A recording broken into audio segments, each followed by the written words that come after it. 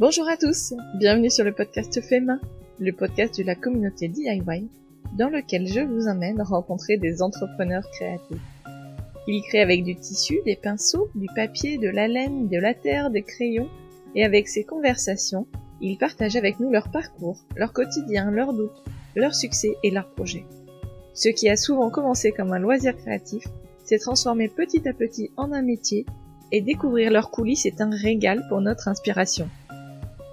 Aujourd'hui, je vous propose un épisode spécial pour marquer les 3 ans de l'anniversaire du podcast. Nadège et Elodie m'ont fait le grand plaisir d'accepter de jouer le jeu de relayer les questions que vous m'avez posées. Alors Nadège, je vous en ai déjà parlé récemment, c'est une de mes amies les plus proches, donc elle connaît tout de moi.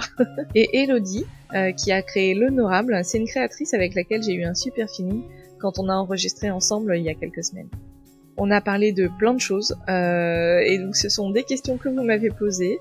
Donc merci encore à toutes celles qui m'ont posé ces questions. C'était un chouette moment, vraiment, c'était cool. Bon, j'étais bien malade, en réalité j'avais le Covid, je l'ai appris un peu plus tard. Mais en tout cas, j'ai réussi à ne pas le donner à Nadège qui était juste à côté de moi pendant l'enregistrement, donc c'est l'essentiel. Cet épisode complète pas mal le bilan 2022 que j'ai publié il y a quelques semaines. Et oui, évidemment, pour l'anniversaire, je suis assez en retard, car normalement le podcast fête son anniversaire en octobre. Bon, donc on a enregistré fin novembre et je le diffuse que maintenant. Mais en fait, j'ai décidé de privilégier les interviews couture sur cette fin d'année, dans le cadre du sponsoring de coudre-et-broder.com. Et clairement, j'aurais pas réussi à faire mieux. Donc voilà. Finalement, tout finit par se faire. Et je vais essayer cette année de continuer à ne pas me mettre la pression quand c'est pas nécessaire. Voilà. J'espère que cet épisode vous plaira. Bonne écoute. Bonjour Mélanie. Donc Elodie et moi-même sont là aujourd'hui pour fêter les 3 ans de ton podcast avec un épisode spécial où les rôles sont inversés. Bon, t'as déjà fait cet exercice il y a un peu plus de 2 ans. Ouais. J'ai regardé, c'était l'épisode 22 avec Sabine et Anne-Claire. Donc on renouvelle l'expérience aujourd'hui. Génial. Je suis ravie et merci d'avoir accepté et en plus d'avoir super bien préparé cet épisode. On ne sait pas encore s'il est bien préparé. Ouais, ça tu nous diras ça à la fin. Nous, on voulait te remercier aussi pour cette invitation et d'avoir pensé à nous pour enregistrer cet épisode spécial. Avec Exclusif. grand plaisir. Grand plaisir. Donc ta communauté, elle a également répondu à l'appel, puisque c'est grâce à elle que nous avons aujourd'hui plein de questions à te poser. Ça va durer 3 heures. Et beaucoup de sujets à aborder avec toi. Génial. Alors, tout d'abord, on voulait savoir comment vas-tu? En vrai, je suis un peu fatiguée. Je suis un petit peu malade aussi, mais ça, c'est ponctuel. Ça, c'est de saison. Ouais, cette saison, voilà. Non, bah, ça va, hein. Moi, je m'éclate à faire le podcast. Donc, Fait Main, le podcast Culture et Créa. Voilà, ça fait beaucoup de travail. J'ai eu un gros projet aussi sur lequel j'ai beaucoup travaillé ces derniers mois et que j'ai envoyé ce matin. J'ai officiellement terminé, ou du moins la première partie. Peut-être plus. Peut-être. Et voilà, donc ça c'est cool et non voilà, ça va bien. Bon, parce qu'il y avait une auditrice qui s'inquiétait de l'état de ton pied. Ah bah oui, bah alors ça non, ça va pas. Ouais, ça je crois que sur le salon ça t'a achevé. Ouais, c'est clair. Ouais. Non, c'est donc pour celles qui n'auraient pas suivi parce que c'est pas non plus hyper intéressant, mais bon, je me suis fait opérer d'arthrose il y a 2 ans pile et ouais, quasiment. Et depuis c'est pas top du tout. Donc voilà, je me suis refait opérer il y a 1 an pour enlever le matériel. Et voilà, je boite, j'ai plus mes béquilles depuis cet été, mais voilà. C'est pas comme neuf. Non, pas du tout comme neuf, et je m'en sors pas trop, mais voilà. Bon, donc je sais pas comment conclure je m'en sors pas trop. Late bloom, tu vois, le pied, c'est pas encore tout à fait ça. Non, ouais, c'est non. Donc j'allais dire envoyez-moi vos prières, mais c'est pas tellement voilà. Non, envoyez les super contacts de super médecins qui font quelques guérisons miracles. Ouais, c'est ça, voilà. On va ouais. Peut-être qu'il faut que j'aille à Lourdes ou je sais pas, mais ouais. Tu peux essayer, hein. Faut tout essayer. Ouais. Alors du coup, il y avait les premières questions qui viennent de la Fabrication et de Matissa 85 qui te demandait comment tout a commencé cette histoire de podcast. Alors, je m'en souviens comme si c'était hier, c'est marrant. J'avais découvert les podcasts depuis quelques mois. Finalement, par un hasard au travail, il y avait un studio de podcast qui démarrait et qui nous a proposé de faire des podcasts au boulot pour pour parler de langue française. Donc rien à voir avec avec mon sujet, mais voilà. Donc du coup, j'ai commencé à écouter des podcasts. J'ai trouvé ça super sympa. Et je me suis dit, mais attends, moi j'ai vachement envie de savoir comment les créatrices que je suis sur Insta, elles ont démarré, est-ce qu'elles en vivent, quelles sont leurs coulisses, enfin voilà, en fait j'étais hyper curieuse quoi. Et donc Ouais, la curiosité qui t'a poussé tout à fait. à lancer ton propre podcast. Voilà, et donc j'ai eu, je sais pas, un jour cette révélation. Je courais à l'époque, c'était avant mon pied ça, et donc j'étais à la Frange Verte, voilà, là-bas, donc c'est dans la petite forêt qu'il y a dans la commune où Nadège et moi on habite. Et voilà, j'ai eu une espèce de révélation en disant ah mais moi aussi je peux faire un podcast et tout. Donc j'ai commencé à regarder comment techniquement ça fonctionnait, et je me suis dit en vrai de toute façon ça doit pas être très compliqué parce que je me dis bah il y a que de l'audio. Alors à cette époque-là, donc ça fait 3 ans et demi, il n'y avait pas encore des formations, des livres, etc. Donc c'était vraiment, je commençais à me dire alors comment je vais enregistrer. C'était vraiment le truc de comment je vais enregistrer. Après comment je vais monter et tout, j'en avais aucune idée, j'avais jamais fait. Enfin, Freestyle. voilà, freestyle, mais total quoi. Et voilà. Ouais. Et donc et assez vite, j'ai dit je vais faire un podcast et je vais le faire sponsoriser par Cultura. C'était mon truc, je m'étais Ah dit, oui, d'entrée de jeu, c'était ta target. Ouais. Parce que moi j'adore Cultura quoi, vraiment je sais pas d'où ça me vient, mais j'adore cette enseigne, et je m'étais dit bah voilà, c'est une manière de finalement comment dire en le sponsorisant, c'est une manière aussi de moi c'était pas tant l'aspect financier que je voyais, c'était surtout le fait de travailler avec Cultura quoi. Je trouvais que c'était hyper affinitaire et tout, je me disais mais forcément ça va les intéresser. Je voyais pas le truc Il y a un lien direct entre tous les produits qu'eux commercialisent, tous les utilisateurs, les utilisatrices des produits de création, de savoir-faire, etc. Et tout ce qu'il y a derrière, toute la curiosité dont tu parles, les coulisses des créateurs, et c'est vrai que ça manquait en plus. Parce qu'il y avait, autant il y avait déjà pas mal de podcasts, autant il y avait rien comme celui que tu proposes, donc quelle bonne idée. Bravo à Merci. toi. Merci. Voilà, donc du coup j'ai commencé après à regarder comment faire, et puis après je me suis lancée, j'ai écrit mes questions. Voilà, j'ai vraiment fait étape par étape. Après j'ai écrit noir sur blanc les créatrices que je voulais, auxquelles je pensais comme ça spontanément. Donc il y en a un certain nombre qui sont passés dans le podcast depuis, et puis d'autres où bah ça, je pense que ça n'arrivera jamais, mais peu importe. C'était voilà. Puis donc après j'ai enregistré le premier épisode. Enfin déjà j'ai fait mon intro que j'ai diffusé c'était fin septembre il y a 3 ans. Et puis après le premier épisode donc avec Letty Vricole, c'était très rigolo parce que je lui envoie un message, je crois le jeudi soir.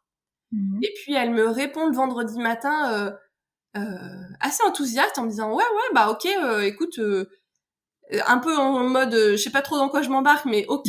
Donc elle avait quand même hyper confiance, on se connaissait pas, hein. J'ai jamais échangé avec aucune de mes invitées avant. Enfin, c'est un peu moins vrai ces derniers temps, mais au départ je connaissais aucune invitée, je leur avais jamais parlé. Et donc et voilà, et en fait elle me dit bon bah ok, on peut faire ça ce matin. Je fais c'est-à-dire que bah non.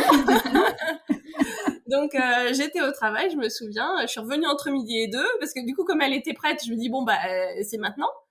Et entre midi et 2, on a enregistré le premier épisode. Donc tu avais déjà tout le matériel technique, etc. au moment où tu as commencé à solliciter toi des créatrices. T'étais déjà équipée, tu savais faire d'un point de vue technique, t'étais rodée. Bah je sais plus, je crois pas hein. J'avais dû tester quand même une plateforme d'enregistrement, donc je sais plus si c'est celle que j'utilise là aujourd'hui ou une autre, mais en tout cas je crois que j'avais pas le micro. Non, effectivement, dans tes débuds, je me rappelle que tu avais très peu d'équipement et que tu as effectivement acheté ensuite par la suite en fonction de tes besoins. Ouais. ça s'est fait assez vite, comme tu dis, Ouais, mais avec le premier épisode. Et ouais, je me suis pas trop pris la tête, quoi. Non, pas du tout. Et tout de suite, ça t'a plu parce que justement, ça aurait pu déjà mettre du temps à se faire connaître, ça aurait pu te démotiver, et toi, il y aurait pu avoir un écart entre ce que tu projetais, je vais faire un podcast et un jour je serai sponsorisée par Cultura, et le faire et te rendre compte que peut-être c'était moins excitant que ce que tu avais imaginé. Non, ça m'a plu tout de suite. Ouais, et c'est vrai que je me souviens des premiers jours. Donc, je suis sur la même plateforme de podcast depuis le début, qui s'appelle PodCloud, qui permet d'uploader les épisodes pour faire en sorte qu'ils soient diffusés sur toutes les plateformes de podcast.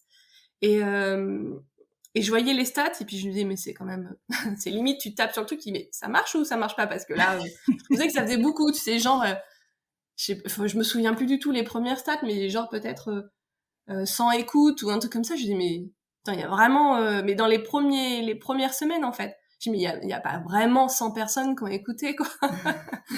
Et puis, finalement, alors, donc je me souviens plus du tout vraiment les premières stats, mais finalement, alors je sais pas si on peut dire que ça a décollé, parce qu'en fait, si après on se compare aux chiffres de stats des autres podcasts qui sont beaucoup moins niches que le mien, etc. C'est ce que j'allais dire, c'est d'autres univers, c'est d'autres publics, donc bon. Voilà, donc mes audiences, elles sont pas extraordinaires. Mais en même temps, au final, si on considère vraiment l'aspect communauté quand même assez restreinte de personnes qui ont envie d'écouter, alors qui sont certes fans de loisirs créatifs, mais qui finalement ont envie d'écouter les parcours des créatrices qu'elles aiment. Oui, il faut aussi être consommatrice de podcasts. Déjà, c'est pas parce que t'aimes faire des choses de tes 10 doigts que t'as ce fonctionnement-là d'écouter des choses. C'est clair. Quand t'es en transport, quand toi-même tu crées, c'est normal. Ouais, donc voilà. Donc après ça, je me souviens aussi que j'ai eu quand même c'est vrai, des partages en story sur Insta assez rapidement, et notamment Anne-Claire Saléandre, qui est une des auditrices les plus des premières heures. Alors je crois que c'est toi la première quand même, vraiment, Nad. De toute façon, t'avais pas le choix. J'avais pas le choix, j'ai suivi tout le process, moi. T'as crash testé les premiers épisodes, Nadège? C'est ça. Et en fait, Anne-Claire, elle commençait aussi à avoir une belle visibilité. Enfin, sa communauté à elle, Aquarelle, s'est agrandie assez rapidement, finalement. Après, il y a passé des heures et des heures, hein, donc il y a rien sans rien. Mais voilà, et donc à chaque fois, elle mettait en avant mon podcast, et je pense que ça a beaucoup joué aussi au démarrage. Donc merci Anne-Claire, elle le sait déjà. Mais... Et du coup, donc qu'est-ce qui te plaît concrètement? Ça, c'est une question de Louise Graphiste. Qu'est-ce qui te plaît le plus et du coup le moins dans la préparation de tes épisodes? Alors, ce qui me plaît le plus, c'est le moment où on enregistre, ça c'est certain, parce qu'en fait, c'est le moment où je découvre l'histoire de la créatrice. Et ce qui est trop rigolo, c'est que je suis jamais déçue, en fait. À chaque fois, quand j'ai choisi quelqu'un, c'est parce que je sens qu'il y a un feeling, quoi, et qu'il va se passer un truc, ou que c'est quelque chose qu'on n'a pas encore abordé dans le podcast. Donc ça, c'est sympa. Et ce qui me plaît le moins... Il y a peut-être rien, hein, peut-être que tout te plaît. Hein. Non. Peut-être tu kiffes du début à la fin. C'est très bien aussi. Il y a le montage qui est effectivement pas la partie la plus rigolote, parce que c'est long. Parce qu'en fait, comme j'enregistre tous les épisodes à distance, le son il est pas forcément nickel. Donc du coup, je fais en sorte vraiment qu'on ait la meilleure expérience audio possible, malgré ce contexte, enfin le contexte d'enregistrement. Donc je prends quand même pas mal de temps. Après, j'aime bien quand même, je trouve que c'est long, mais j'aime bien ce moment où je redécouvre en fait la conversation, parce que je l'écoute avec un peu de recul, bien sûr. Ouais. Parce que pendant l'enregistrement, j'ai toujours quand même un petit stress de me dire, bon, est-ce que tout va bien fonctionner? Est-ce que là, ça tourne encore? L'enregistrement tourne encore? Est-ce qu'après, une fois qu'on va avoir raccroché, les fichiers vont bien se télécharger, etc. Donc, j'ai toujours un petit stress quand même. Mais voilà. En tout cas, c'est la période, le moment où je préfère, c'est le moment de l'échange en lui-même, quoi, l'enregistrement en lui-même. Et salut Irène, Lise te demandait justement combien de temps ça te prenait de réaliser un épisode vraiment du début à la fin. La partie enregistrement, la partie montage, même la partie prise de contact. Ouais. Et puis promotion, communication, etc. Tout à fait. Donc ça me prend bien une dizaine d'heures. Donc c'est un gros boulot. Travail. Ouais. C'est pour ça qu'en ce moment j'arrive pas à en faire plus de 2 par mois, les bons mois. C'est pas mal, je trouve. Hein. Enfin, quand t'as un job à côté, quand t'as une vie bien chargée déjà, te dégager 2 fois une dizaine d'heures tous les mois, c'est énorme. Ouais, mais tu vois, en fait, c'est bon, il y a le temps de l'enregistrement qui est donc la partie forcément, bon, je la fais pas à 6h du mat ni à 23h, mais sinon le montage, toute la post-production, etc., ou la communication, tout ça, je le fais le matin ou le soir. Donc au final, ça passe comme ça, mais c'est vrai que là, par exemple, ce matin, je me suis réveillée à 6h30, j'ai fait du montage du prochain épisode. Donc, quelque part, je pense que j'aurais préféré me recoucher. Bon, fallait se lever pour ma grande, mais j'aurais préféré me recoucher, mais je savais que j'avais ça à faire, et donc je l'ai fait. Et ça te donne envie, du coup, de te lever, même si t'es un peu enrhumé aujourd'hui, même si 6h30, franchement, ça pique. Et ben malgré tout, voilà, le côté passionnant du podcast fait que t'as envie de te lever.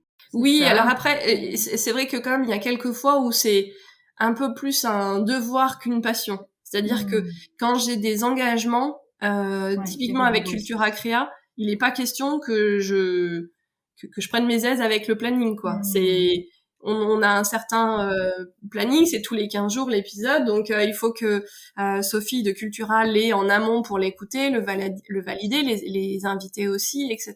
Donc je suis beaucoup plus stricte sur les épisodes de Cultura Créa que sur le mien. Le mien, je me dis, finalement, alors encore une fois, quand j'ai des sponsors, là par contre, je respecte vraiment le planning qu'on s'est donné, mais sinon c'est un peu plus lâche, quoi. Et justement, je veux pas me mettre trop de contraintes. Je veux pas dire, il y a un épisode tous les tel jour, etc. Je veux pas, parce que c'est...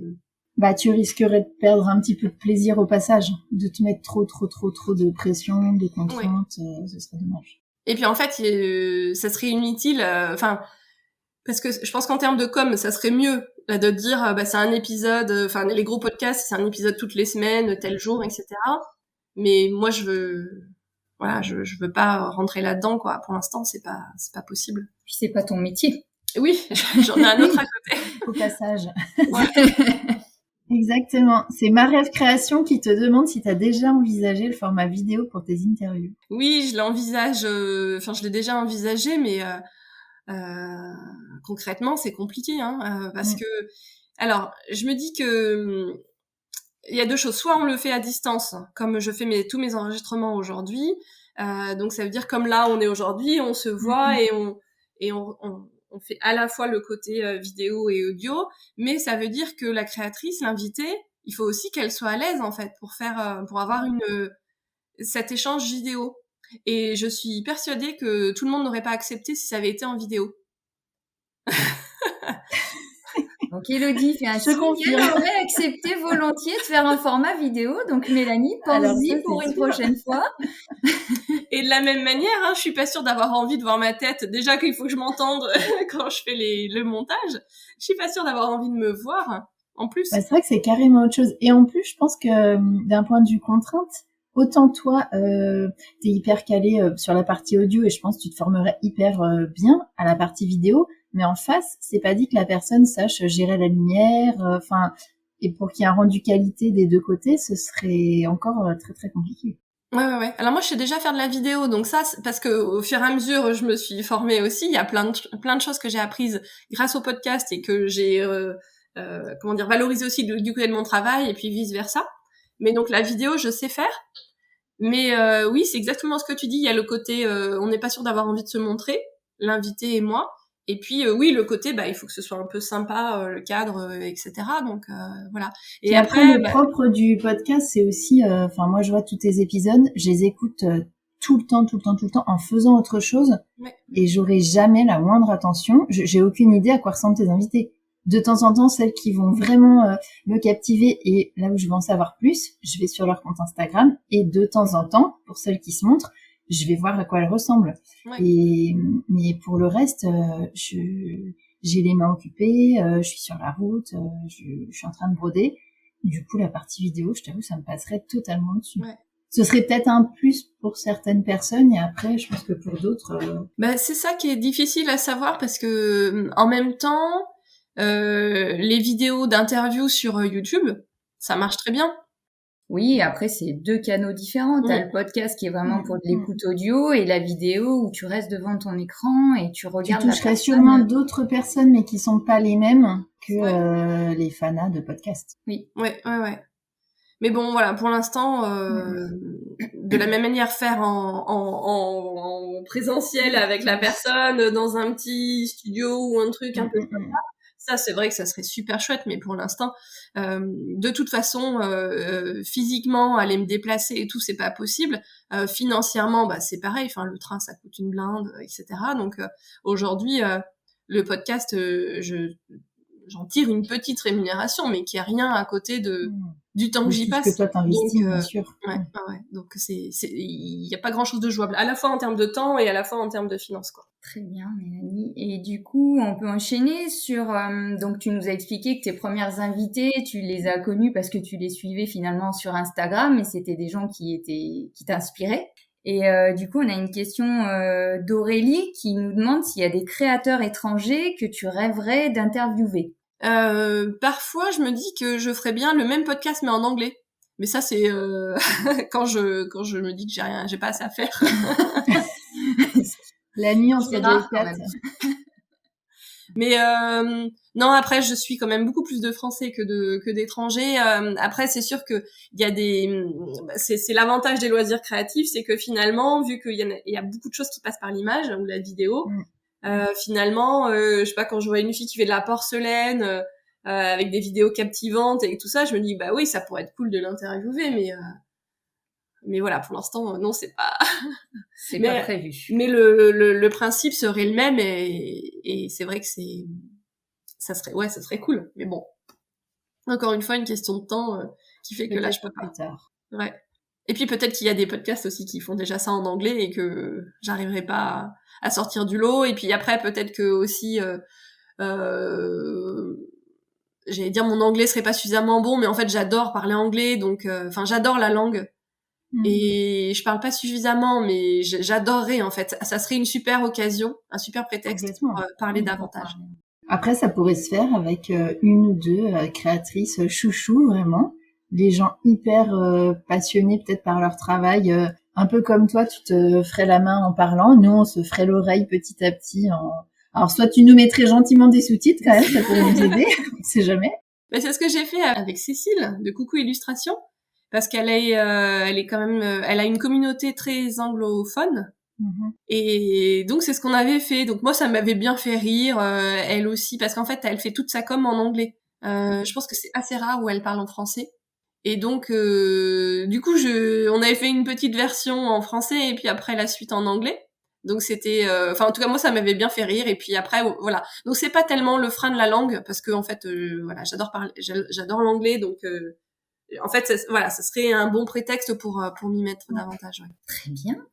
Il y a Aurélie, qui est contributrice Tipeee, qui te c'est la même que la tout à l'heure. question. Ouais, exactement. Est-ce qu'il y a un domaine de prédilection parmi toutes les invités que tu as déjà reçus qui te passionnent dans tes interviews? Bah moi c'est les loisirs créatifs que je fais en fait qui me parlent le plus, parce que je me projette encore plus, etc. Donc c'est vrai que c'est plutôt la couture, la carterie. Je trouve que donc c'est ce que j'adore aussi faire en termes de loisirs créatifs. Et par contre, j'ai un peu du mal à trouver la bonne personne à interviewer.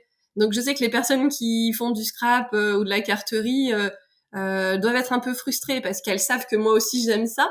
Mais c'est vrai que j'ai pas. En fait. Il y a trop de choix. Il y a trop de choix. Il y a tellement de créatrices. T'as pas encore trouvé une ou deux personnes qui pourraient un petit peu... Ouais, voilà. Donc bon, ça viendra, hein, mais c'est vrai qu'il y a tellement de créatrices et de créateurs super sympas à découvrir que c'est Et encore une fois, comme je peux choix. diffuser, je peux diffuser que 2 épisodes grand max par mois en ce moment. Bah, il faut que je fasse des choix. Et donc, en fait, il y a des personnes, enfin, si vous voyez les listes que j'ai, mais et en plus, on me sollicite régulièrement pour me dire, pour me proposer gentiment de participer. Donc, voilà, c'est compliqué de... C'est vrai que ta liste doit être impressionnante. Oui, enfin, puis j'en ai un peu dans tous les sens, en plus. Dans mes carnets, j'ai des listes un peu à plusieurs endroits et tout ça, que je remets à jour au fur et à mesure. Et voilà, et comme je peux en faire que 2 par mois, et encore les bons mois, hein, je suis sûre que là, dans l'année qui vient de se passer, il y a des mois où j'en ai fait qu'un. Donc il faut que je fasse des choix, c'est compliqué et c'est pas très agréable de dire à quelqu'un, écoute, pour l'instant c'est pas possible, etc. Puis après, bon, il y a aussi si c'est un sujet qu'on a déjà abordé ou des choses comme ça, c'est compliqué et à la fois je peux comprendre peut-être la frustration que ça génère parce qu'on a fait j'ai dû faire 25 épisodes sur la couture, donc en vrai je pourrais bien faire un 2e épisode sur un sujet oui, bien sûr, un peu plus niche, mais bon, voilà. Après j'ai envie de dire il faut que je fasse ce que j'aime parce que j'y passe tellement de temps que si en plus je me mets des contraintes ah oui, je pense que c'est ton point de départ. Oui. Ah oui, sinon c'est pas possible. Donc si aujourd'hui on te pose la question, là c'est une question de Linda et par ici les idées qui te demande si aujourd'hui on te dit qui t'aimerais interviewer, est-ce que tu saurais faire un choix et qui tu choisirais? Alors je vais vous dire mes invités. En fait, à un moment donné, je me suis rendu compte que j'avais plus tellement d'invités de rêve parce que tu les as toutes interviewées. Je les avais toutes eues, ouais. Et alors qu'en vrai, évidemment, il y a plein de personnes que j'ai pas eues dans le podcast, hein, donc c'est pas. Mais il y a des personnes comme ça, on sait pas bien pourquoi, mais qui vraiment sont importantes. Et donc c'est purement personnel en fait, c'est hyper subjectif. Mais une de ces personnes, c'était Adeline Clam. Et donc le jour où, parce qu'en fait, Adeline, on s'était rencontrés une fois sur le salon CSF, c'était l'année où on a été ensemble, peut-être en 2018 ou 2019. Ça doit être ça, ouais, avant le Covid, quoi. Ouais. Et je sais, si, je crois que je lui avais déjà envoyé un message, parce que ça a dû faire partie des premières personnes à qui j'ai envoyé un message. Et puis elle me disait, oui, pourquoi pas et tout, mais on n'arrivait pas vraiment à caler une date. Voilà. Et puis donc après je l'ai rencontrée sur le salon, je me suis présentée, tout ça, et elle me dit mais oui, on peut le faire, etc. Et puis pareil en fait, après on n'arrivait pas à caler une date, enfin peu importe la raison, mais ça se faisait pas. Et donc le jour, alors je me souviens plus après comment, je crois que j'ai dû la revoir à nouveau, je sais plus. Ah si, je pense que c'est le jour où j'ai été la voir dans sa boutique. Et là c'était, enfin peut-être que c'était ce qui manquait pour qu'on arrive vraiment à caler ce moment-là. Bon bref, donc voilà, Adeline c'était, et puis elle est tellement hyper sympa et tout que voilà, donc c'est vraiment un de mes rêves de la voir sur le podcast. Et il y a plein d'autres personnes, hein, mais voilà. C'est un peu le coup de cœur, la personne qui t'a le plus marqué depuis le début de ton podcast ou pas? Ah, je sais pas, c'est compliqué quand même. C'est comme si je devais choisir entre mes enfants, quoi. J'exagère, mais je veux pas te mettre le couteau sous la gorge non plus. Mais non, après, donc mes invités de rêve aujourd'hui, pour le 100e épisode, parce que ça fait longtemps que j'y pense au 100e épisode, donc là on est à 85. Le 100e, j'aimerais beaucoup avoir Virginie Grimaldi et Baptiste Beaulieu. Ah, ça, ce serait sympa, effectivement. Ouais. Mais c'est bien, on lance l'appel là, et puis comme ça, on va... Ouais. Oui, voilà. Et donc, pourquoi j'aimerais les avoir? Parce qu'en fait, donc déjà, c'est des auteurs que je lis depuis... Enfin, toujours, peut-être pas, mais depuis des années, que j'aime beaucoup leur personnalité. Et Virginie, donc, elle s'est mise à la couture pendant le confinement, le premier confinement. Et Baptiste, il tourne la porcelaine. Il tourne la terre. Donc voilà, il y a le côté évidemment on les connaît pour leurs bouquins. Oui, pour d'autres. Voilà. Mais moi j'aimerais les avoir pour leur parler de loisirs créatifs et de d'art créatif. Ça c'est voilà. Donc j'essaye de trouver le bon moment pour les inviter.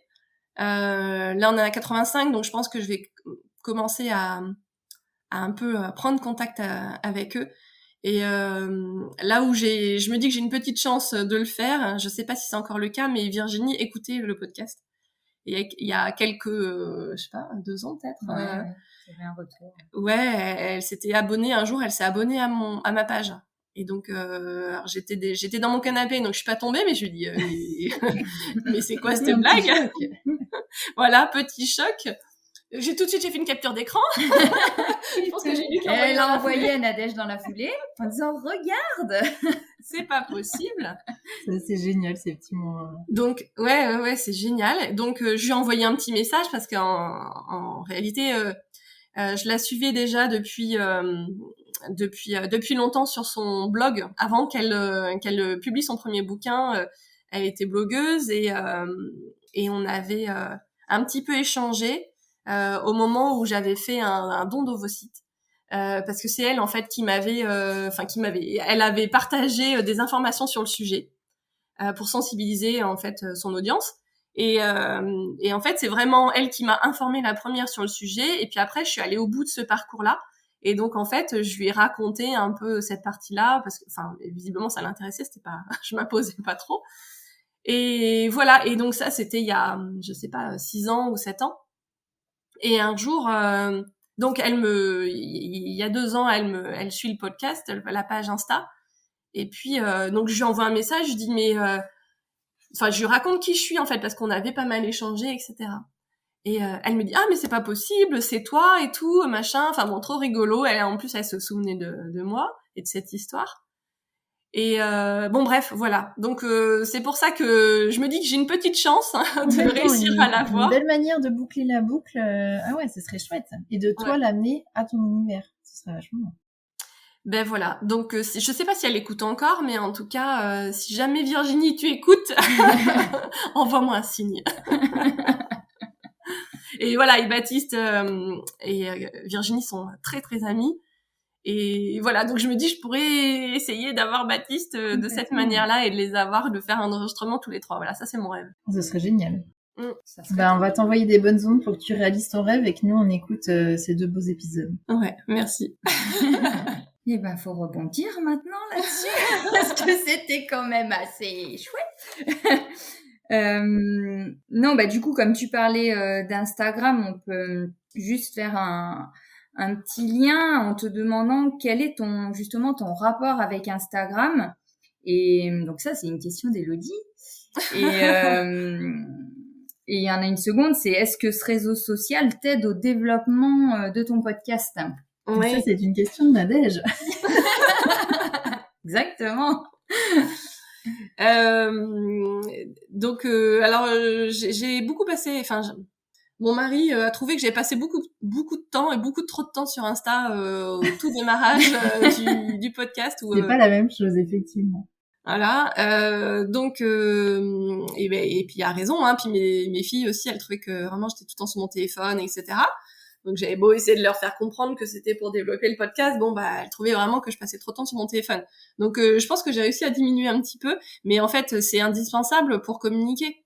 Donc après je me dis aussi que tout ne repose pas que sur Insta pour ma communication parce que quand je publie des nouveaux épisodes, potentiellement les personnes qui les écoutent vont voir le nouvel épisode, etc. Donc je mise pas tout sur Insta. J'ai aussi une newsletter, mais j'ai pas le même nombre d'auditeurs qui sont inscrits à ma newsletter que enfin voilà, j'ai On a compris.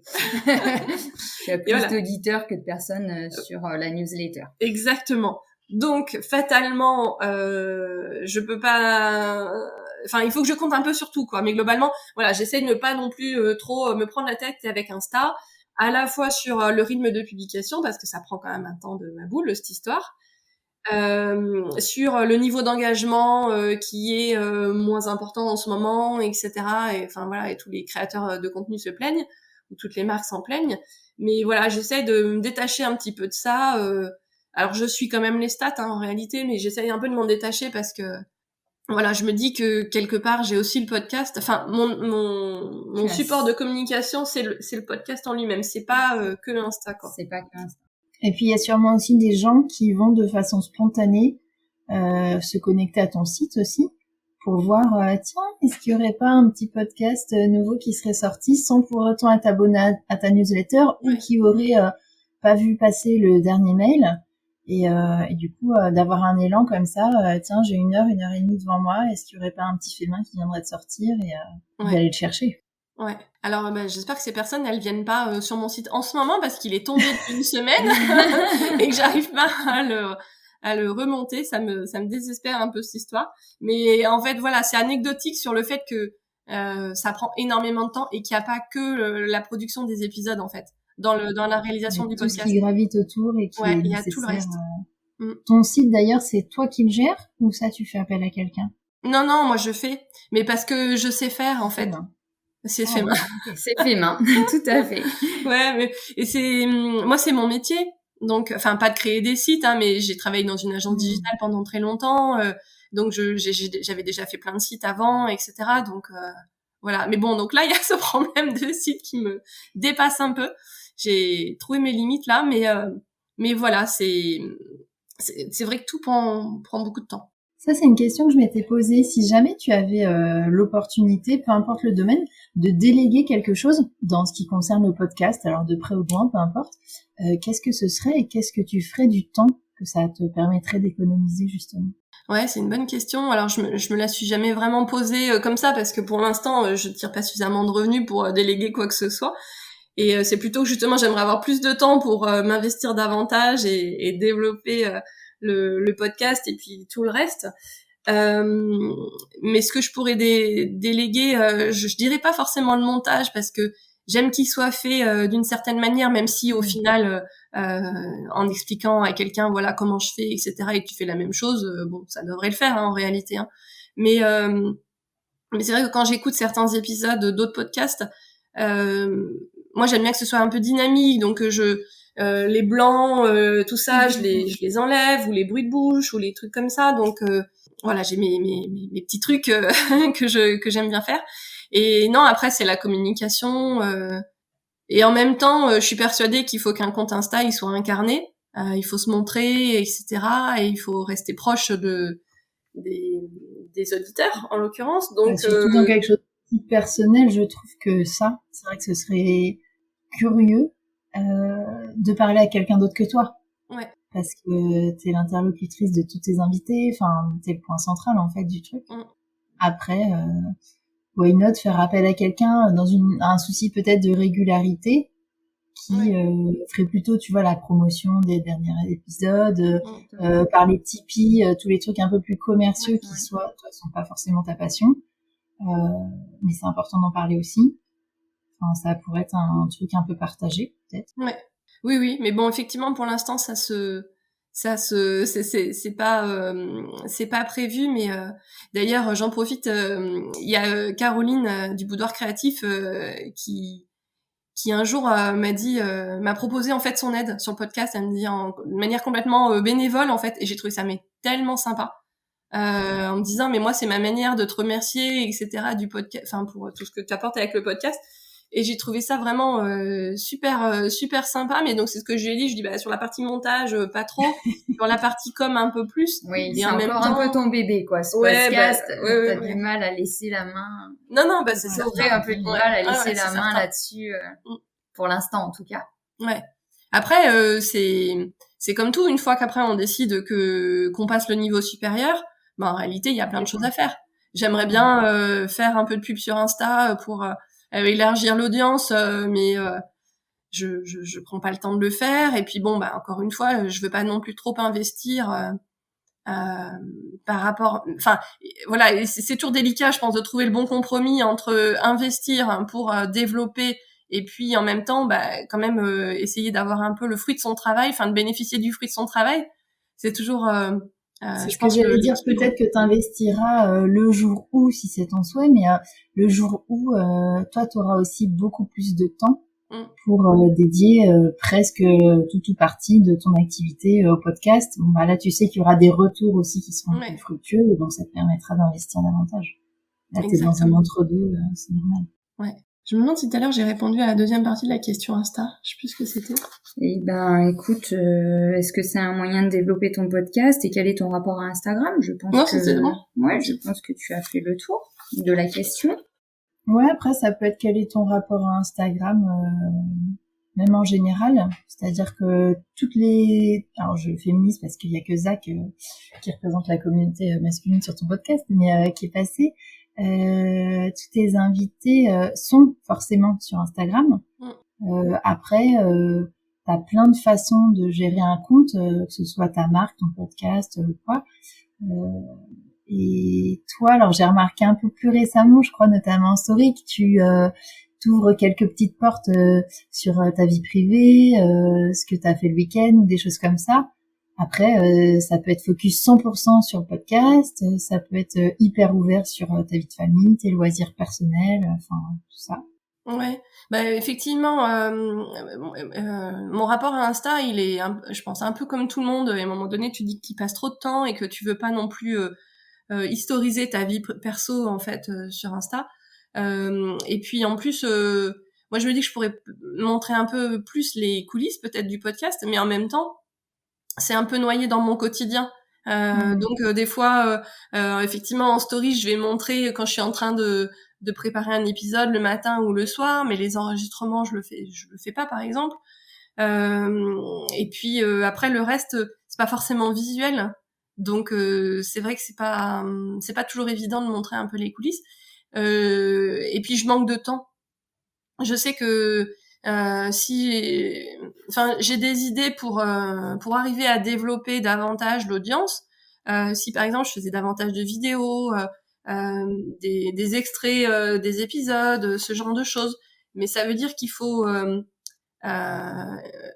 extraire la bonne partie de l'épisode, donc la repérer au montage, mais on le voit pas forcément toujours. Et puis après, il y a la production de la vidéo en tant que telle. Là, l'anniversaire des 3 ans, on est en novembre. Ça fait déjà quasiment 2 mois que l'anniversaire il est passé. Je voulais faire une vidéo pour un peu rétrospective avec tous les épisodes, etc. J'ai dû en faire 5%. Donc en fait, tout prend quand même beaucoup de temps. Tout est très long à faire. Voilà. C'est pareil, traiter avec, répondre aux emails, traiter avec les sponsors éventuels et tout ça, ça prend aussi du temps.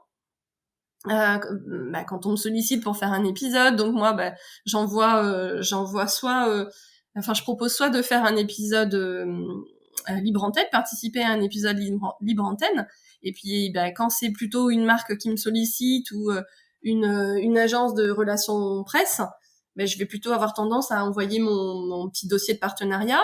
Donc voilà, tout ça prend du temps aussi, à essayer après d'expliquer. Voilà. Enfin, tout prend du temps, mais comme dans la vie quotidienne de tout, en fait. Hein, donc voilà, c'est toujours arriver à trouver le bon compromis entre... le bon équilibre entre tout ça, quoi. Ouais, c'est ça. Et puis le temps réel passé pour faire une vidéo de 10 secondes peut être d'une proportion complètement délirante. Tu peux passer 2 heures pour créer 10 secondes. Ouais. C'est pas le truc le plus rentable du monde, c'est sûr. Non, c'est certain. Et puis en fait, on m'envoie de plus en plus des petites choses à montrer. Alors j'en suis très contente, parce que je veux dire, qui n'aime pas les cadeaux, voilà. Donc là, ces derniers temps, j'ai reçu pas mal de livres. Et donc, alors j'adore les livres. Donc moi, ça me fait hyper plaisir quand c'est mes invités et tout ça. Ou même pas mes invités. Là, par exemple, j'ai reçu un agenda de Mini Labo, qui est une marque en plus que j'aime beaucoup. Donc j'étais super contente quand Exaconta m'a sollicité. Pareil après pour recevoir leurs livres donc pour Noël, mais donc ça je les ai pas encore montrés, et tout ça prend du temps aussi parce que j'ai envie de le faire correctement, pas un truc à l'arrache, etc. Mais ça prend du temps, voilà. Et c'est ça aussi qu'on se rend pas compte aussi quand on est en simple spectatrice d'Insta entre guillemets, où on consomme les contenus, c'est qu'en réalité si tu veux faire quelque chose de correct, il faut que ce soit le bon moment en termes de luminosité, que tu aies le temps de faire les photos, les photos vidéos, que tu trouves un truc intelligent à raconter, que tu le montes en réel sur Insta quand l'appli... Et puis toi, tu sois pleinement disponible à ce moment-là, tu vois, si tu voulais nous faire une petite revue de presse de tous tes coups de cœur littéraires du moment, là, dont tu parles, faut que ça tombe le bon jour, que tu sois pas malade. Enfin, tu vois, c'est... Alors, je suis rarement malade, hein, c'est juste aujourd'hui. C'est le stress des 3 ans, ça, c'est normal. Non, mais c'est certain. Voilà, je me dis que le jour où j'arrive à travailler un petit peu moins pour mon emploi salarié, bah peut-être que les choses sont différentes, mais pour l'instant, c'est pas le cas. Il y avait une petite question, je crois qu'on t'a pas posée, de la part d'Anise et de...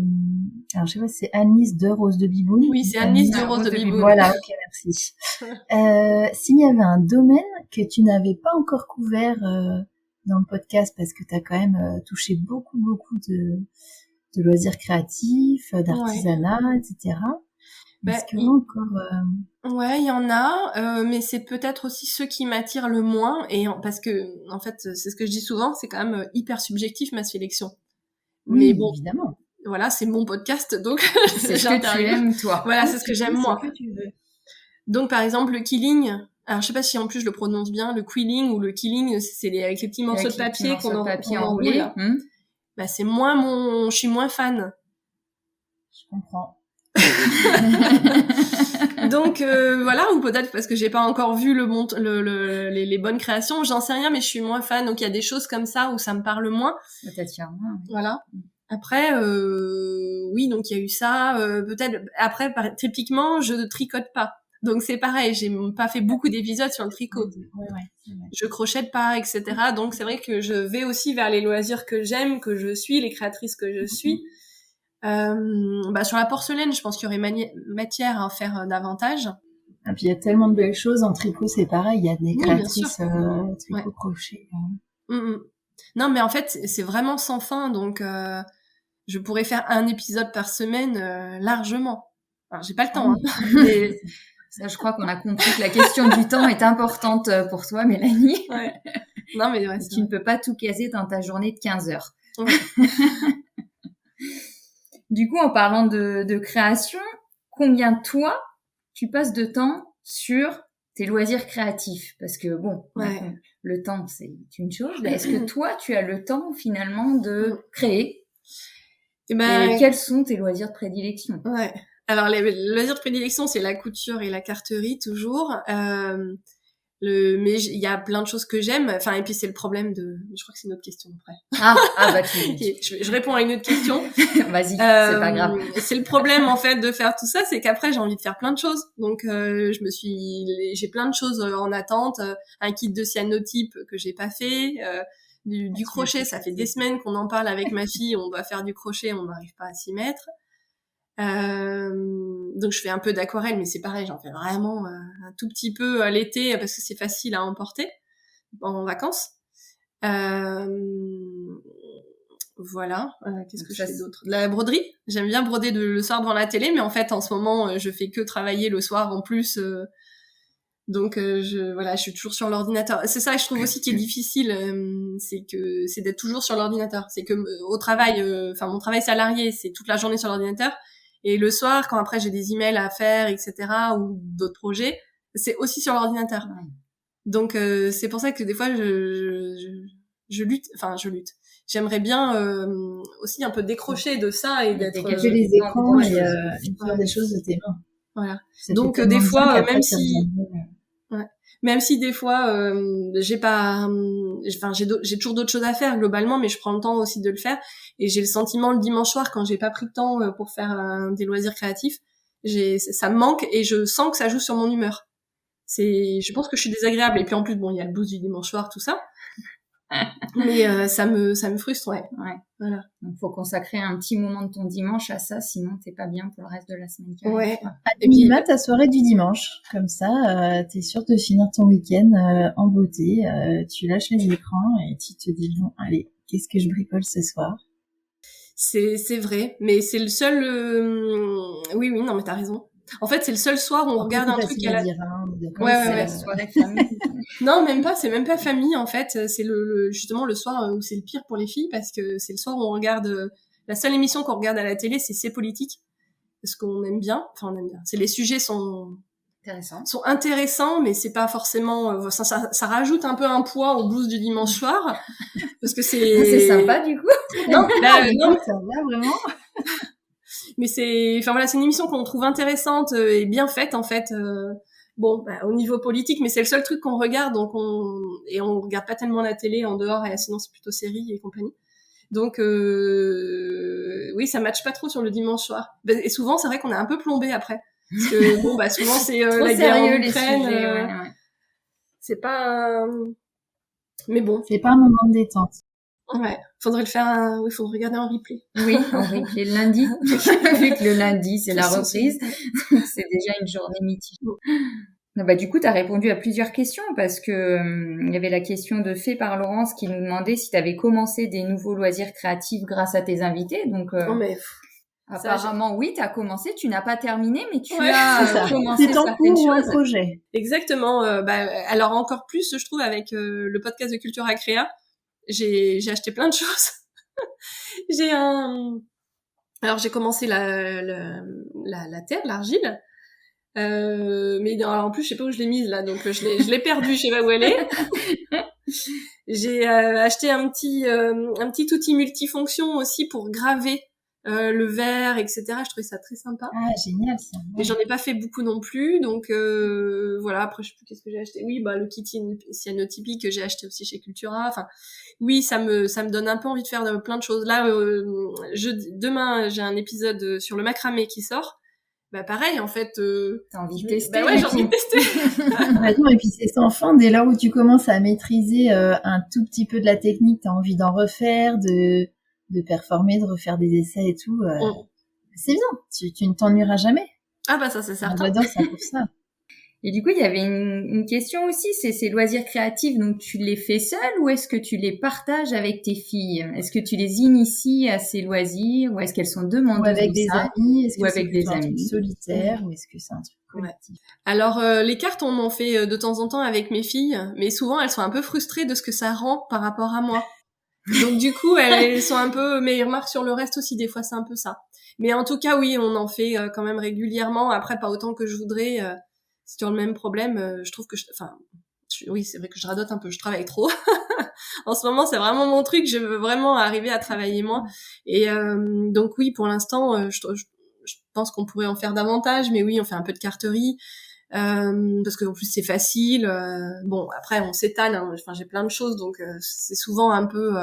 On en met de partout parce que voilà, j'ai c'est le joyeux bazar. Voilà, des tampons, des die, donc il y a du papier dans tous les sens, etc.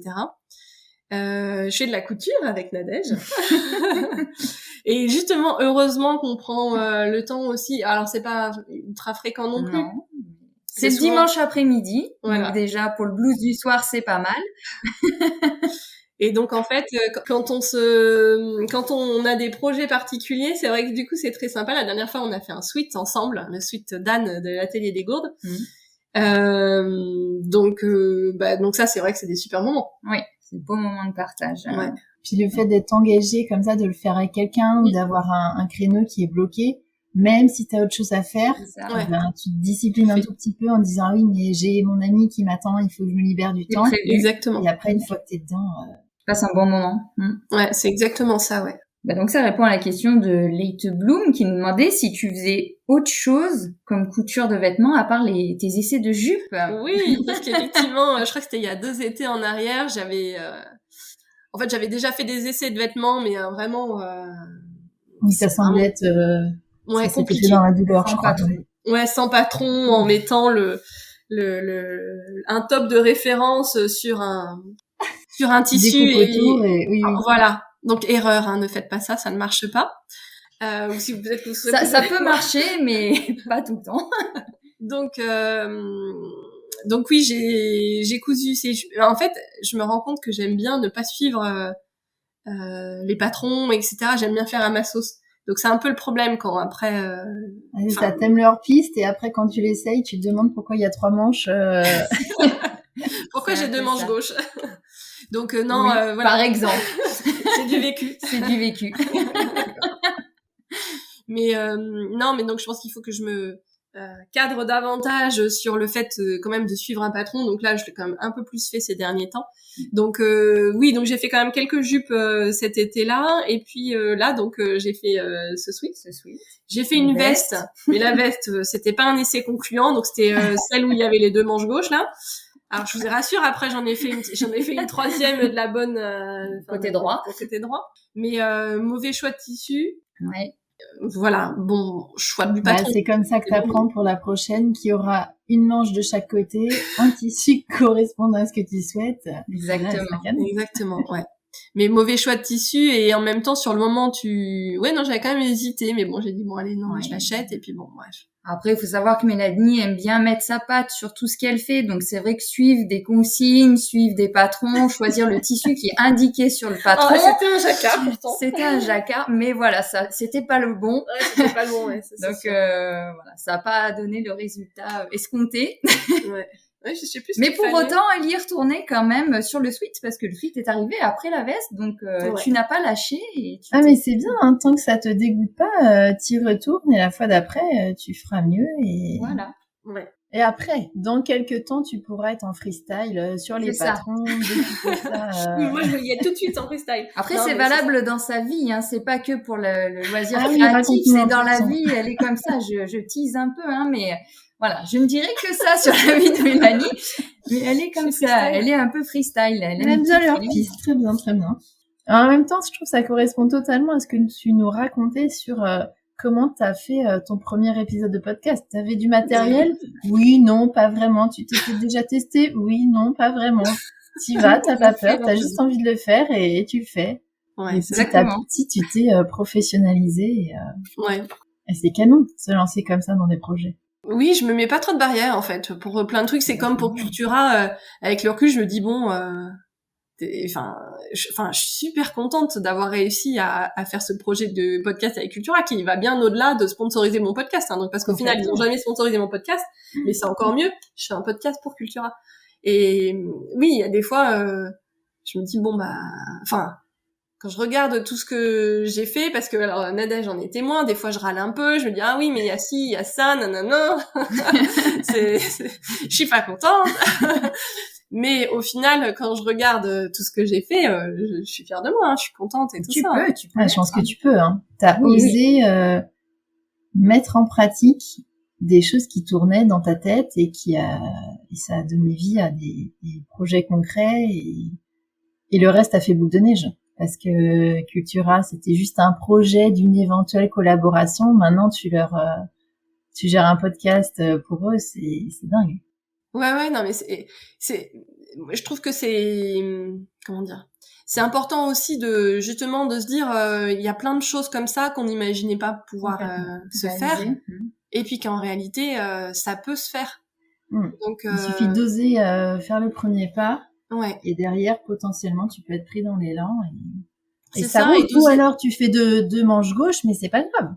Non, après, tu fais la troisième après. C'est exactement. Pas la manche tout de suite. Non, mais c'est ça. C'est comme, je sais plus avec qui on en parlait. Si, c'était avec Virginie de Bobop et Pissenlit, l'épisode 84, je crois. Où en fait, il y a un moment donné, oui, j'ai percuté que écrire un livre, c'était pas forcément inatteignable. Donc c'est ce qu'elle nous raconte dans l'épisode, parce qu'au final, les éditeurs ont besoin de nouveaux auteurs et de toute façon, ils vont sortir des bouquins tous les ans. Donc ils vont pas toujours utiliser les mêmes auteurs, etc. Tout à fait. Ouais, donc ils cherchent des nouveaux auteurs et tout, donc c'est réalisable. Et et moi Cultura, je trouvais ça. Je me disais pas que c'était hors de portée, mais je me suis pas mis de frein, quoi. Et là, pour tout vous dire, dans les trucs qui marchent pas, parce qu'il y en a évidemment des choses qui marchent pas, des trucs qui vont pas au bout. Ça fait quelque temps, déjà à l'édition avant le Covid et là cette année aussi, mais cette année je m'y suis prise un peu tard. J'aimerais bien au CSF avoir, je sais pas, animer des interviews, interviewer sur place. Des créatrices, des marques, etc., faire des enregistrements en public, je trouverais ça trop bien. Pour l'instant, ça fonctionne pas, mais je vais pas lâcher. Tu lâches pas. Et puis, ça arrivera ça arrivera, ou ça arrivera pas, puis il y aura autre chose, mais voilà, j'essaie de de me donner les moyens de faire. Et voilà, si je raconte ça, c'est pas pour me la péter ou quoi, c'est juste pour dire c'est possible. Parce que je suis pas plus maligne qu'une autre, etc. Après, oui, c'est sûr que je passe du temps, mais comme tout le monde, hein, ce qu'on retient quand même. Tu as ce courage d'aller au bout de tes idées, de tes envies. Ça, c'est pas forcément donné à tout le monde. Et ouais, complètement. C'est un trait de caractère. Ouais, mais qui est et c'est la passion qui t'anime, qui fait que tu te donnes les moyens de mettre en place des projets ou de les initier. Après, ça marche pas, ça fait un flop ou c'est un succès. Derrière, c'est pas que toi qui va être la clé de tout ça. Mais l'idée, elle est canon. Je pense que techniquement, t'as tout ce qu'il faut pour que ce soit réalisable. Après, comme tu disais, Nadège, si c'est pas là, c'est peut-être pas le bon moment, ce sera peut-être l'année prochaine. Enfin voilà, il y a plein de choses aussi qui doivent s'aligner pour que ça se fasse à un instant T. Mais voilà, c'est exactement ça. Et voilà, ouais, on verra effectivement. Non, mais il y a des fois, tu sais, on a toujours vite fait de se comparer à d'autres personnes. Et puis sur Insta, on voit toujours que le côté réussite. C'est vrai, mais c'est ce qui est très paralysant aussi. Ouais. C'est rarement ce qui te donne l'élan. Enfin, les gens, je trouve, qui te donnent un vrai élan, c'est les gens, comme ce que tu viens de faire à l'instant, qui osent dire j'ai eu de beaux succès, ça, je suis vraiment fière. Par contre, je me suis aussi ramassée, il y a des projets qui ont raté, mais c'est pas le plus important, ça aide pour avancer pour la suite. Mais faut pas regarder que ça, parce que sinon, on n'avance plus. Ouais, je suis d'accord parce que, voilà, encore une fois, sur Insta, on peut tellement vite se comparer et avoir l'impression que tout va bien pour tout le monde. Et j'ai eu plein de cas.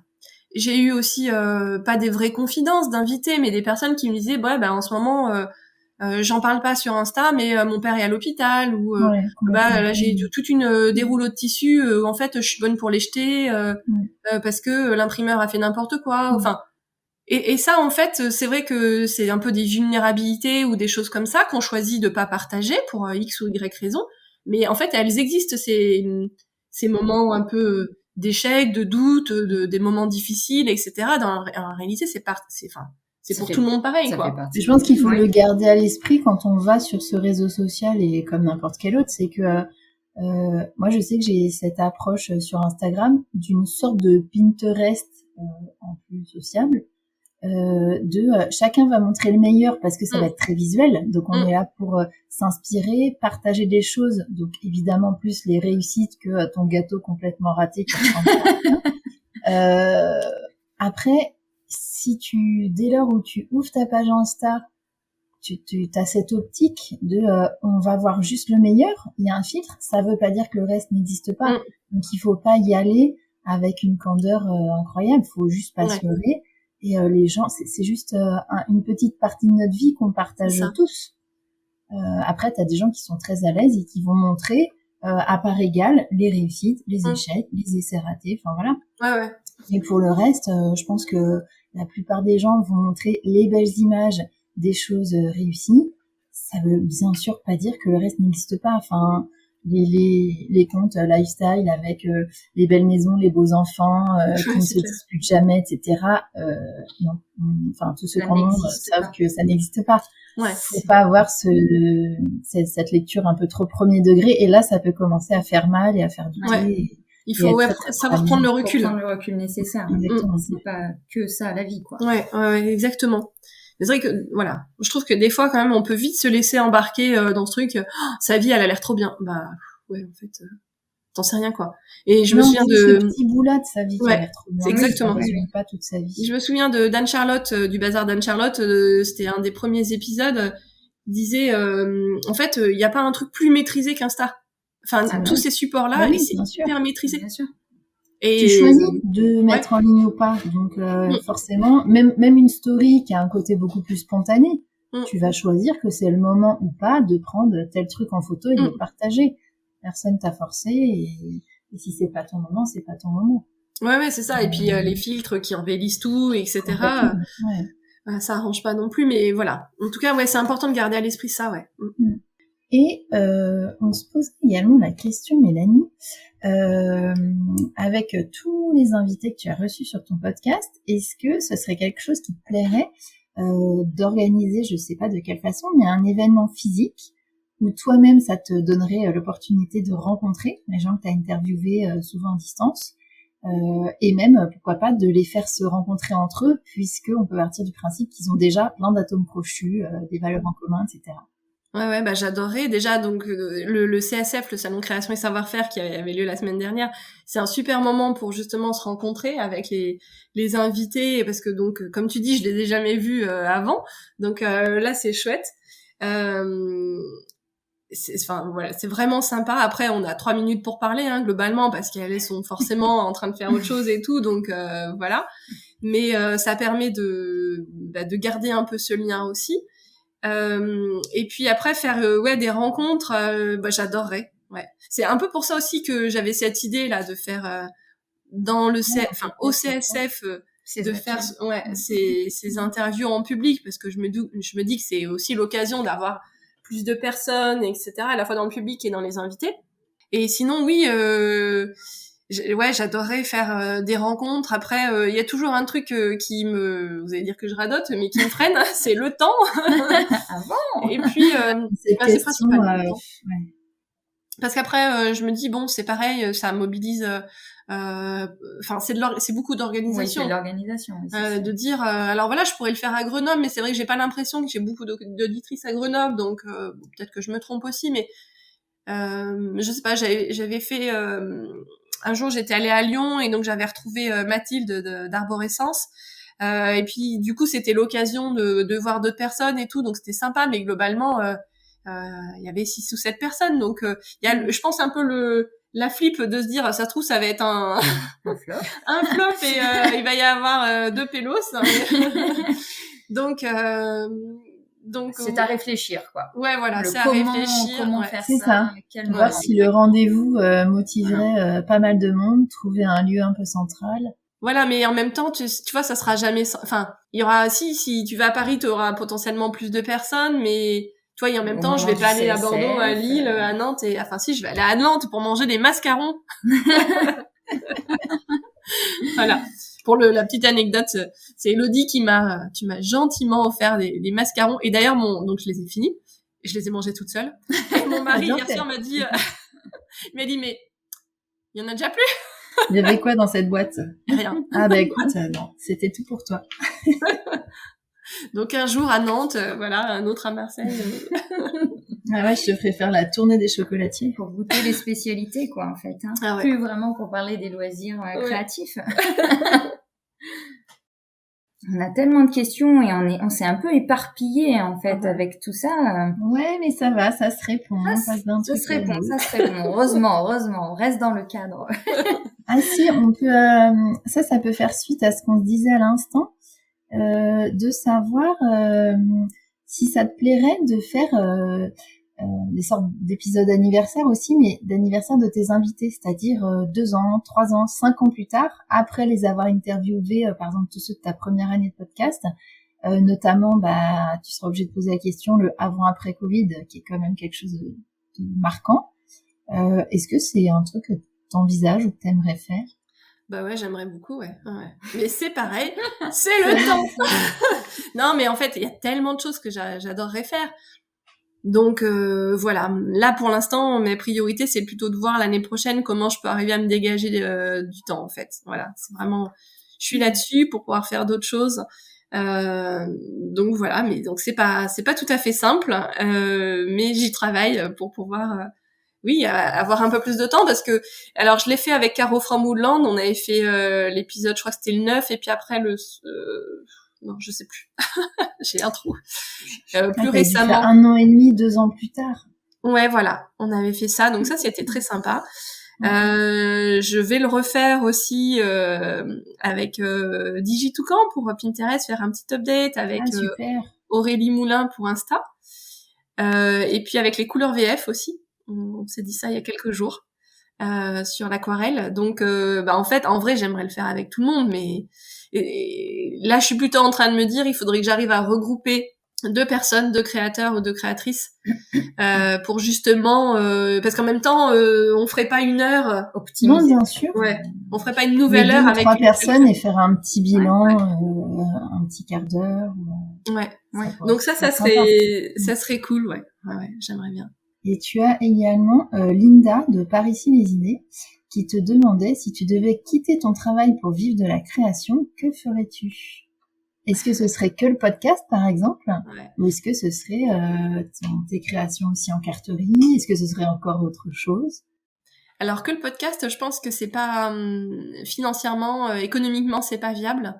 Parce que même si je diffusais un épisode toutes les semaines et que je suis pas sûre d'avoir envie que que tous les épisodes soient sponsorisés, parce que bon, même si c'est des bons formats, c'est des super compromis, je trouve, entre la publicité pure et dure et vraiment, on commence à rentrer un peu dans les coulisses de la marque, etc. Donc le sponsoring, enfin voilà, je suis pas sûre d'avoir envie que tous les épisodes soient sponsorisés non plus, parce que bon, ça met aussi une certaine pression. En même temps, si je travaille plus, on pourrait imaginer que voilà. Après, j'aime beaucoup aussi quand les marques comme la Maison Naïve ou Jolie Lab, là c'est le prochain que je suis en train de monter, quand elles me font confiance pour me rémunérer pour des épisodes. Parce qu'en plus, c'est une démarche quand même qui est hyper je trouve pas le terme, mais qui est respectueuse. C'est une démarche qui est hyper respectueuse en fait du créateur de contenu, parce que justement ça veut dire qu'on reconnaît que y a une audience qui nous intéresse, qui a un volume de personnes qui intéresse, qui est intéressant, et puis qui a un travail derrière. Donc tout ça évidemment je le dis parce que maintenant je suis concernée, mais je pense que comme tout le monde, j'en avais pas tellement conscience avant.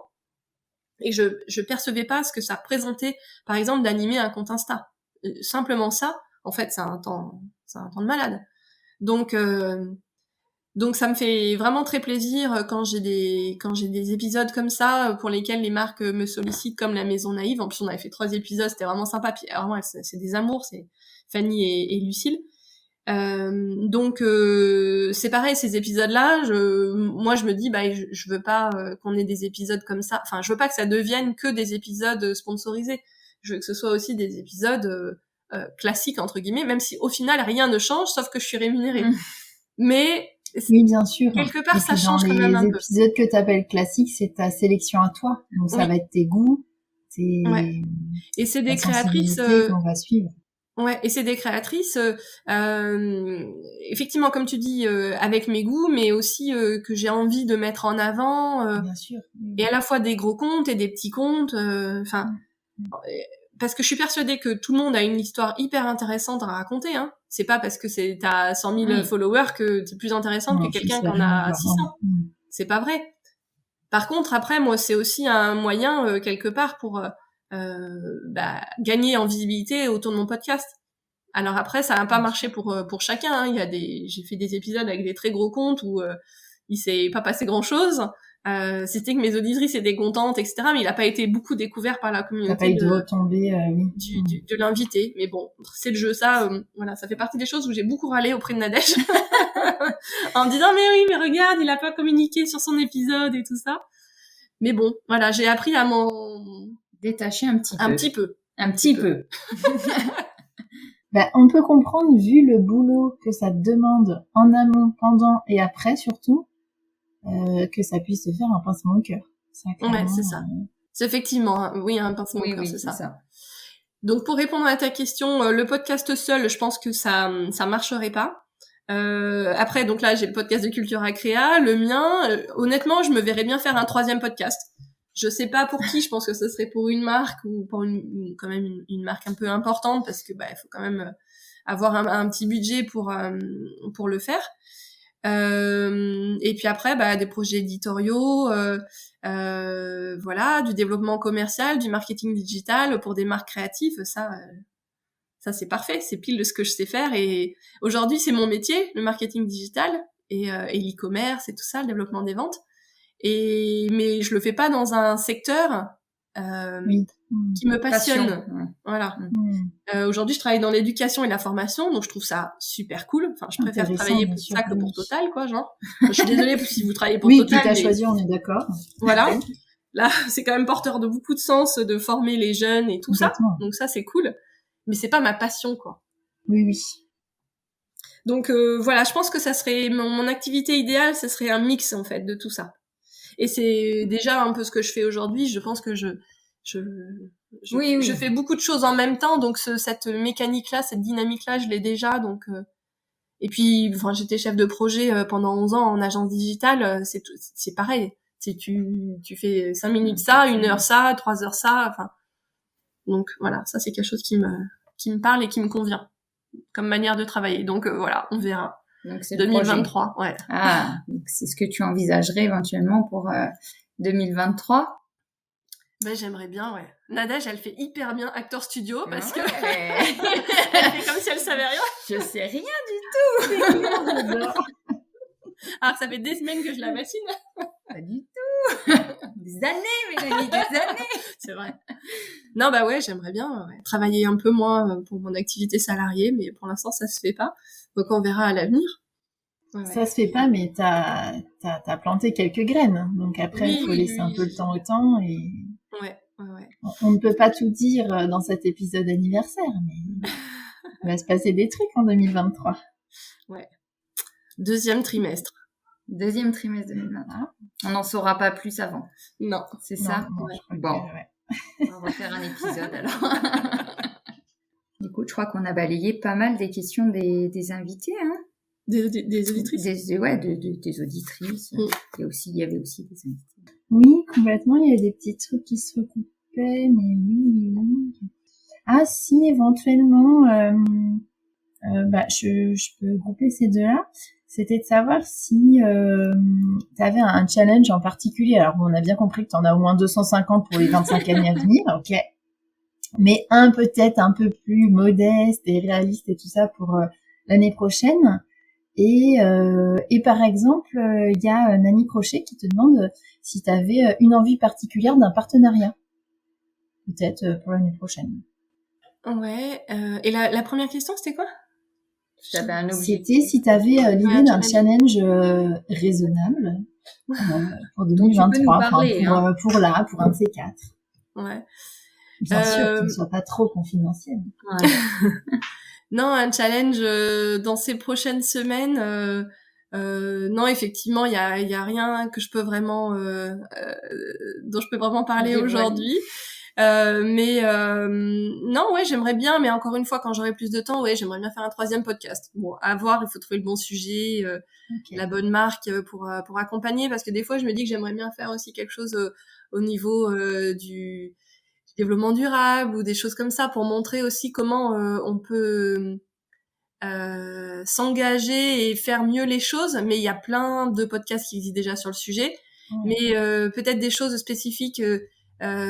Type est-ce qu'il vaut mieux là par exemple ça va être bientôt Noël, est-ce qu'il vaut mieux utiliser un sapin en plastique ou un sapin naturel, des petits trucs en fait du quotidien.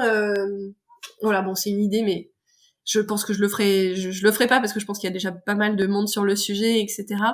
Et que dans mon idée aussi, si on veut développer un projet, il faut que il puisse être enfin, si c'est juste pour se faire plaisir et dire j'ai fait un podcast et j'ai 300 écoutes par mois, c'est pas que ça m'intéresse pas, parce que c'est toujours intéressant, mais ça ne te suffit pas, ça n'a pas assez de sens pour toi. Oui, voilà. Et donc en fait, il faut des relais de croissance, des relais d'audience. Aujourd'hui, moi, c'est les invités.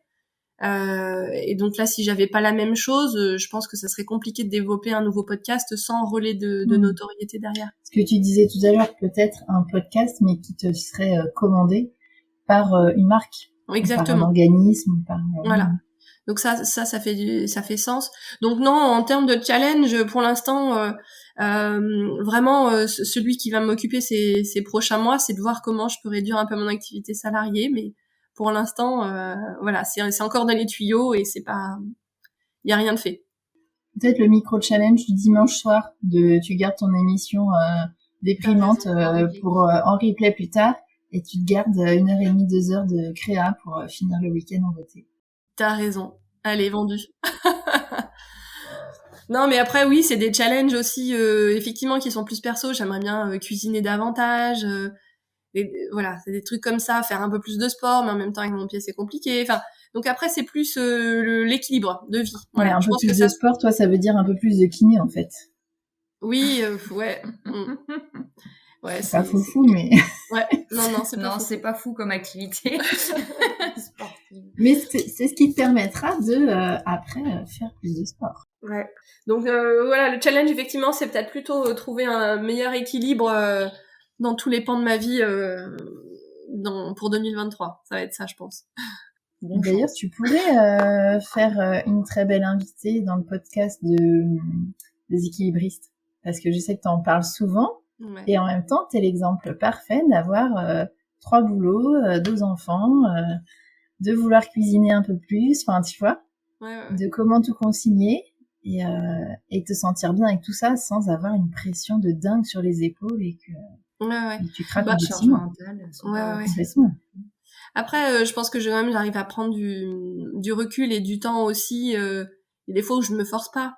C'est vrai que quand j'ai des engagements, voilà, je me force un peu plus, quoi. Si je suis fatiguée, je dis bon, voilà, ce matin, je me suis recouchée quand même après avoir. Quand ma fille est partie au collège avec mon mari, je me suis recouchée plutôt que d'essayer à tout prix de finir le montage de Joli Lab. C'était nécessaire. trop, quoi. Voilà, donc c'est un choix nécessaire. Mais oui, après c'est comment dire, je pense que non, c'est peut-être pas sans fin parce que justement je pense qu'il y a quand même des personnes qui arrivent à trouver ces équilibres, mais ça dépend aussi des moments de vie, hein, donc Complètement. voilà. Et puis non, si, il y a quand même un challenge, c'est un projet immobilier, je veux une maison. Ah, mais oui, ça aussi, je t'ai exact. saoulé suffisamment longtemps. Est-ce qu'on en parle vraiment? Non, on n'en parle pas, non. Mais voilà, j'attendais de finir le gros projet de fin d'année pour derrière vraiment Passer aux enclencher. recherches. On est tous derrière toi, Mélanie. Ouais. Moi, la première. Ah ouais. Ta première Ouais, supportrice tu dans vas ce projet. Pas du Alors, tout. c'est quoi tes critères? Une maison, un Non. jardin, un petit Ah non, jardin, mais- un très grand Non, mais jardin, un On va verger? pas rentrer là-dedans. Ah, c'est vrai. Ah ouais. C'est limite tabou, tu sais, C'est maintenant. pour ça que c'est à l'état de projet pour l'instant. Parce qu'il faut faire un peu du tri. Tu sais, comme je te disais, Mélanie s'éparpille un peu, mais pour le projet maison aussi. Donc, faut trier. C'est vrai. Mais 2023 sera notre 2023 année, est c'est sûr. ton année, Mélanie. Ça va être dingue. Je te le souhaite vraiment, vraiment. C'est gentil. Du fond du cœur. Ouais, côté partenariat, il y a plein de marques avec lesquelles j'aimerais bien travailler, des marques qui ont l'air super cool, des personnes que je connais un petit peu, etc. Donc voilà, par exemple, il y a Artisan, ça serait cool de faire quelque ce serait chose, mais chouette, ouais. voilà, Ça serait super. ça c'est assez on est dans les mêmes communautés, donc ça serait cool. Donc voilà, on va voir dans les mois qui viennent sans doute, mais voilà, en tout cas, pour rebondir sur ce qu'on disait tout à l'heure, croyez pas que tout est facile et en claquant des mains, des doigts et ça se fait, hein, parce qu'en réalité, il y a plein de choses qui se font pas, quoi. Ouais. Mais Qui bon. prennent plus de temps parce que Oui, qui c'est prennent pas plus de le, temps. comme on disait, Ouais. c'est pas forcément le moment opportun. Donc voilà, on a de la chance quand même d'avoir des super marques françaises en termes de loisirs créatifs ou enfin voilà dans nos domaines qui sont super intéressantes. Donc il y a encore plein de choses à faire. À découvrir. Ouais. Ah bah ça, on a vu que tu avais nombre de listes avec des idées, des contacts, des futurs invités, des futurs partenariats, c'est bien. Nous, on est contents. C'est ça, nous, ça nous va. Nous, ça nous va. On sait que le podcast va durer encore longtemps. Ouais. Moi, en tout cas, je me suis jamais posé la question d'arrêter, ouais. Mais c'est aussi parce que en fait, j'ai ces retours qui me portent. On se rend pas compte, je pense, quand on n'est pas confronté à ça.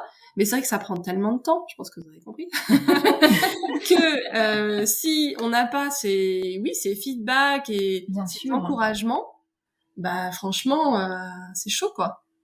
Et c'est un peu, on n'en a pas parlé, mais moi je veux bien dire 2 mots sur Tipeee. Dis-nous. Tipeee, donc dis-nous tout. c'est la plateforme de financement participatif que j'ai mise en place il y a 2 ans et demi quasiment. Finalement, c'est pour moi c'est un peu comme si c'était un peu un moment de vérité. Enfin, un moment de vérité, c'est peut-être un peu trop de pression, mais je me dis, si les gens aiment ce que je fais, ils vont être d'accord pour me donner 2 €, 5 €, 10 €, machin. C'est un moyen de reconnaissance un peu Voilà. aussi de ton travail. Et en même temps, il y a plein de choses qui, quand je dis ça, qui me traversent l'esprit.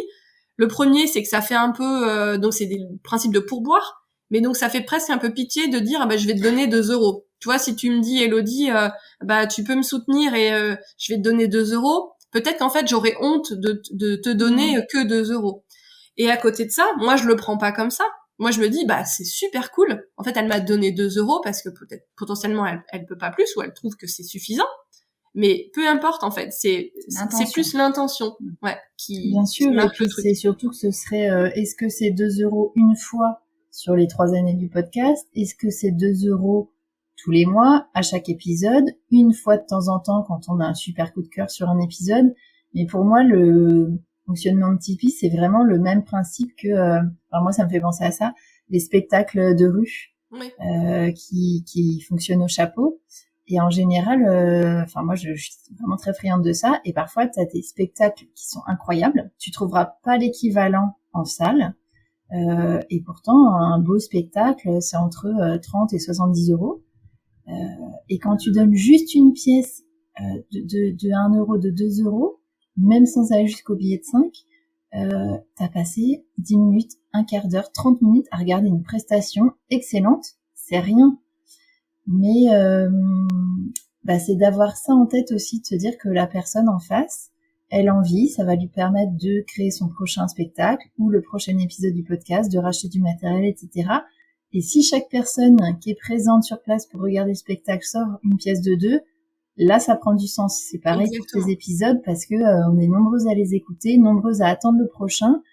Mais après c'est vrai que le système de il faut se connecter, il faut, c'est certain, un peu poil dans la main et grosse flemme de faire la démarche, c'est plus compliqué, c'est moins spontané que de sortir une pièce immédiatement.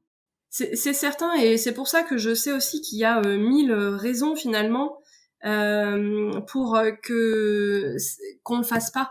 Et moi la première, des fois sur Insta, je suis touchée par quelque chose et j'ai envie de le faire, et puis finalement c'est pas le bon moment, t'es interrompu, ou ta carte bancaire elle passe pas pour X ou Y raison.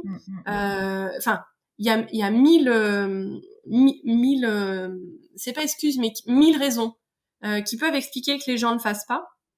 Et ça, je l'entends. Et en fait, je suis toujours un peu du genre quand même à essayer de trouver des explications plutôt que me dire c'est bon, ils font chier, etc. Mais c'est vrai que il y a un côté aussi un peu vexant quand on finalement je mets en avant particulièrement Tipeee. Je pense que je le fais pas très régulièrement non plus pour pas casser les pieds. Et en même temps, j'en parle à chaque fin d'épisode. Mais je pense que t'as raison, c'est que c'est important de rappeler tout le temps que ça te prend, que tes épisodes sont bien faits, bien conçus, bien montés. Et donc évidemment, l'adage le tout travail mérite salaire, c'est pas ça a beau être ta passion, si nous en tant qu'auditrices on a envie que ça perdure, les encouragements, les super, merci beaucoup, les petits cœurs sur Instagram, c'est génial. Mais derrière, il faut aussi que nous on puisse te donner les moyens de continuer. Ouais. Mais exactement. Et donc c'est ce que je disais, il y a un côté un peu vexant quand finalement je fais un peu un appel un peu plus important que d'habitude et que finalement il se passe rien. Et toujours et en même temps d'éducation oui, et en même temps encore une fois moi la première t'as 1000 trucs à faire dans ta journée et puis après on est dans un contexte aussi où à la fois tout ce qui est gratuit c'est limite ça a pas de valeur. Et donc je le donne déjà gratuitement, mon podcast en fait, on peut l'écouter gratuitement. Et en même temps, on est dans un contexte économique aussi où c'est difficile pour tout le monde. L'inflation, on se la prend tous dans la tronche et tout ça. Donc je me dis c'est pas grave, c'est comme ça. Et puis si ça doit se faire, ça se fera. Mais ça se fera plus tard. Mais il y a toujours un peu cette ambivalence de me dire oui, mais pourtant je leur dis pas de me donner 30 euros quoi. Tu vois, c'est toujours un peu compliqué ce rapport-là. Puis bon, c'est un rapport à l'argent. Moi, j'ai pas tellement de problèmes par rapport à parler d'argent.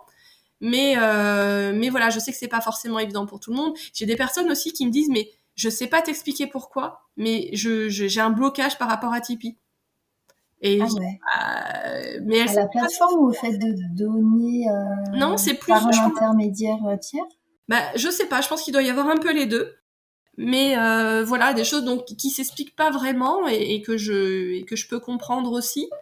Mais voilà, enfin bon bref, tout ça pour dire que moi je me dis bon, je suis sans doute très naïve aussi sur certains trucs, mais je me dis si on veut aussi justement ne pas avoir de la pub dans tous les sens sur tous les contenus qu'on consomme gratuitement, bah, c'est le moyen aussi justement de quand on apporte son soutien aux créateurs, c'est le moyen de pas avoir cette pub là.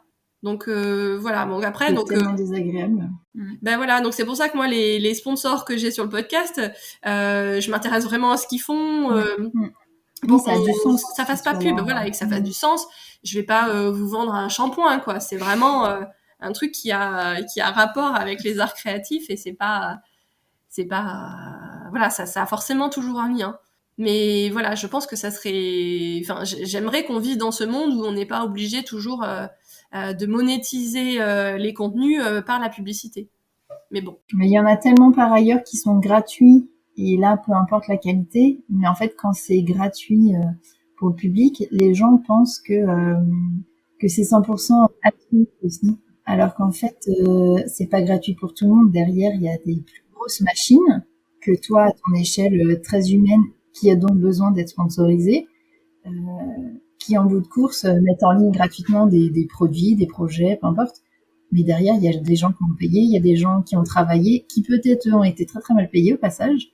Mais ouais, c'est une bonne prise de conscience, mais qui, je pense, est encore, c'est en cours, quoi.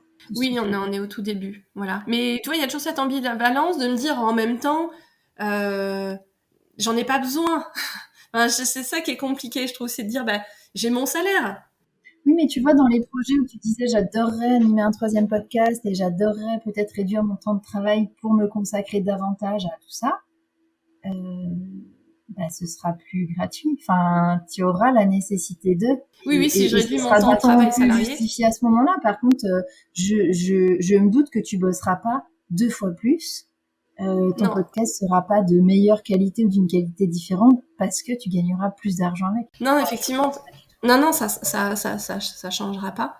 Et puis aujourd'hui, je peux pas faire plus que ce que je fais en étant salarié à plein temps, avec des responsabilités, plus ma famille, etc. Déjà tout ce que je fais à côté. Donc voilà, ça je peux pas et je veux pas et je voilà. Donc on verra comment les choses s'avancent. Enfin, comment les choses, oui, avancent l'année prochaine. Mais pour l'instant. Voilà, j'espère surtout que ça va bouger un petit peu et que je vais pouvoir consacrer plus de temps à ces projets. J'espère. On a terminé. On a tout dit. Et ben, c'est moi. Je conclue. Tu conclus ou Elodie fait une petite conclusion? J'ai fait l'intro comme tu veux. On peut faire les deux. Bon, en tout cas, moi, je vais dire un mot. J'ai trouvé que c'était un partage hyper intéressant. Alors, c'est vrai que moi, je te connais, donc il y a plein de choses. Par cœur, je sais pas, mais je te connais un peu. Donc, il y a plein de choses que je sais qu'on peut pas divulguer. Chut, c'est secret. C'était sympa de partager ce moment avec Elodie que je ne connais pas du tout et j'ai hâte de découvrir aussi ton univers dans un prochain épisode. J'espère que ça aura plu à toutes celles qui vont nous écouter prochainement. Donc, ouais, je pense qu'on était nombreuses à se poser des questions autour du podcast, autour de Mélanie, d'en savoir un peu plus sur les coulisses aussi.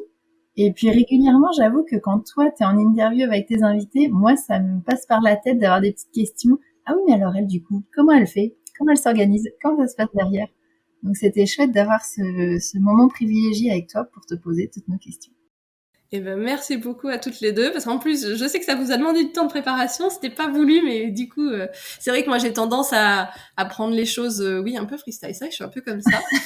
Et du coup, c'est comme mes épisodes avec les invités, hein, je les prépare pas. Parce qu'en fait, moi, je veux découvrir sur le moment. Donc, si je connais déjà sa vie, son œuvre, ça m'intéresse pas. Voilà, donc du coup, je passe pas des heures. En fait, c'est tout ce que je sais sur la personne, c'est ce que j'ai vu pendant des semaines et des semaines sur Insta. Et voilà, j'ai pas envie de tout savoir avant, donc je passe pas beaucoup de temps de préparation. Mais heureusement, de toute façon, parce que t'aurais pas le temps. Donc, Non. Ouais, non, j'aurais pas le temps. Mais après, entendons-nous bien, hein, on prend du temps pour ce qu'on a envie. Hein. Donc en fait, le temps, en réalité, on l'a. Absolument. C'est voilà, moi je choisis de pas prendre de temps sur certains trucs parce que voilà, j'estime que j'en fais déjà beaucoup. Mais c'est toujours pareil. Quand on trouve un truc qui nous excite encore plus que le truc d'à côté, au final, on est prêt à déplacer des montagnes. Ça, c'est vrai. C'est pas mal comme conclusion. Oui, c'est exactement ce que j'allais dire. C'était une belle conclusion, Mélanie. Bon, donc merci beaucoup à toutes les deux Merci d'avoir pris ce temps avec moi, à la fois de préparation. Et on n'a pas passé 3 nuits non plus sur sur la préparation, hein, je te rassure. Donc merci beaucoup. Élodie, oui, c'est dans quelques semaines, je pense, notre épisode. Quand tu seras prête. Pour moi, le plus gros a été fait, donc c'est bon. J'ai encore 2 épisodes couture et puis après, on va sans doute parler d'autres choses. Donc oui, il y a un peu d'aquarelle, un peu de broderie sur bijoux comme tu fais. Il y a pas mal de choses dans les tuyaux. J'ai beaucoup enregistré ces dernières semaines. Et puis, Nad, oui, tu me connais par cœur quand même. Je pense que là... Et un jour, on arrivera à faire quelque chose de popeline et papier, peut-être. Oui, c'est vrai qu'il y a eu une petite question auquel on n'a pas répondu, mais c'était pas très très grave. En soi, c'était Led Bloom et Nathalie qui nous ont posé cette question. C'est la même personne, ouais. Deux. Oui, exactement, mais je sais plus comment. Ça fait longtemps qu'on parle. Qui nous demandait où tu en étais de ton entreprise de carterie, popeline et papier, effectivement. Bah voilà, donc ça, c'est un projet qu'on a initié toutes les deux il y a 3 ans. 3 ans. Et il y a 2 ans, on a mis en ligne notre boutique en ligne, notre e-shop. Et puis... Vous avez créé une boutique sur Etsy ou vous avez fait... Alors, on avait essayé au démarrage Etsy, et puis après, globalement, on n'a jamais rien vendu. Non, c'est trop... Après, on n'y a pas mis beaucoup d'énergie non plus. J'avoue. Et puis après... Mélanie, gérant bien les sites internet, nous a monté un petit site internet pour Pop. Maison, génial. Voilà. Donc, on a fait quelques ventes, et puis... voilà, des fois en physique aussi, quand tu fais quelques petits marchés, etc. Et puis, c'est un peu toujours pareil, hein, c'est un peu une question de priorisation et de temps. Donc, pour l'instant, ça existe, mais ce n'est pas du tout développé, ni par l'une ni par l'autre. Ouais. Donc, voilà, pour répondre à ta question, on se libérera pour ça. Ouais, un jour quand on aura plus de temps. Ouais. C'est dans les tuyaux. mais c'est vrai que moi, donc j'adore faire des cartes et je me dis qu'à chaque fois, là, au moment de Noël, je me dis le créneau est encore loupé cette année. Et souvent, chaque moment où on pourrait acheter des cartes, par exemple, après il va y avoir Saint-Valentin et puis après puis après ça et puis machin, les mariages et les fêtes et tout ça. À chaque fois, je me dis là c'est encore loupé, là c'est encore loupé. Ouais, ça donc tu te calmes, Mélanie, sur un timing, tu sais, comme les collections en mode où nous en général on dessine des collections 1 an voire 1 an et demi selon les maisons à l'avance. Ouais. Tu te cales pareil. Donc là tu peux démarrer demain, Noël 2023. Exactement, tu seras pas en retard. Me chauffe pas parce que je peux avoir fait des cartes ce soir s'il faut. Ok. Dans ton lit. Bon, donc vraiment merci beaucoup. Merci à toi. Merci à toi. Toutes les deux. Et puis c'est vrai que d'habitude je conclue en disant Élodie, on te retrouve sur Insta, sur ton site, l'honorable Bijoux Brodés. Exactement. Nad, on te retrouve sur Popeline et Papier, mais on n'en fait pas grand-chose. Non, on n'en fait pas. On retrouve. On va vous envoyer des encouragements, ça va vous booster. Ouais. Ouais. Donc Nad a le coup et moi je fais des petites choses en papier. Trop bien. C'est ça notre deal. Notre deal. Bon, un jour on arrivera à relancer les choses. Exactement. Bon, merci beaucoup à toutes les deux. À bientôt. Avec plaisir. Ciao. Me revoici. Encore un grand merci à Nad et à Élodie, ainsi qu'aux auditrices qui m'ont posé les questions. Led Bloom, Rose de Biboun, Ma Rêve Création, Fait par Laurence, Nanis Crochet, Matissa 85, La Fabrication, Pomme Cannelle, Les Ateliers Couture de Béné, Salut Irène, Minicoque, Par ici les idées, Louise Graphiste et La Fabrique de Rêve. Un grand merci à vous toutes. Alors comme j'ai déjà beaucoup parlé dans l'épisode, je vais faire court pour la conclusion, c'est promis. Donc votre soutien est très précieux, ça, je pense que vous l'avez compris, que ce soit via vos partages réguliers sur Insta, vos contributions sur Tipeee, vous faites d'en parler autour de vous, donc un grand merci pour tout ça. Et surtout continuez. À très vite pour le prochain épisode, et n'oubliez pas de toujours prendre un petit moment dans votre quotidien pour créer. À bientôt.